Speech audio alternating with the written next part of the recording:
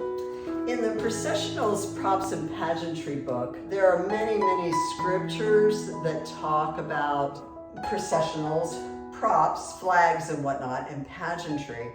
And so I just want to share about a wave offering. The chapter is called What's in the Hand is Worth a Lot.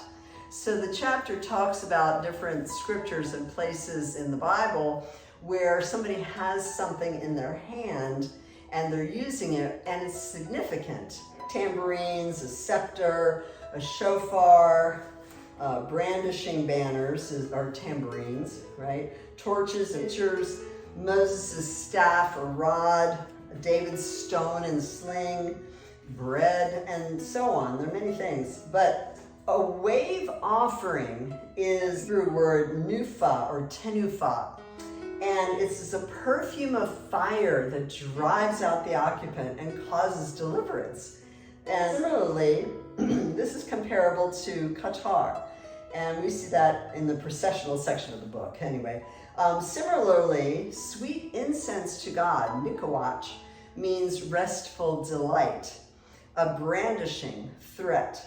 By implication, a tumult, like tumultuous. Specifically, the official undulation of sacrificial offerings, offering, shaking, wave, or offering. So the root word nuf is a primitive root, to quiver, to vibrate up and down, to rock to and fro, to lift up, move, offer, like a perfume, send, shake, sift, strike, wave.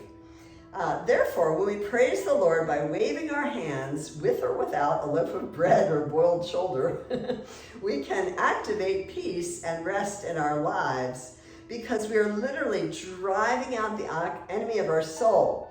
Since it is his job to steal, kill, and destroy anything that is, has, or gives life, then it is our job to foil those plans with the foe-defeating power of the Holy Spirit. Giving birth to spirit-inspired dances, implement-handled movements is a catalyst that can execute a sweet-smelling savor wave that drives out the occupant, causing deliverance. The remaining fruit is salvation, life, rest, and peace to the demonstrative praiser, and in many cases, the quiescent onlooker.